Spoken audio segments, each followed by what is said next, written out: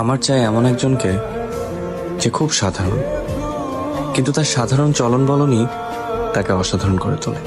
এত এত গর্জিয়াস মেয়ের ভিড়ে আমি কবে যে আমার সাধারণ সাদামাটা মানুষটাকে খুঁজে পাবো। হ্যালো গাইস, কেমন আছেন সবাই? আশা করি সবাই ভালো আছেন। আজকে আমরা শুটিং করার জন্য আসছি কুমিল্লাতে।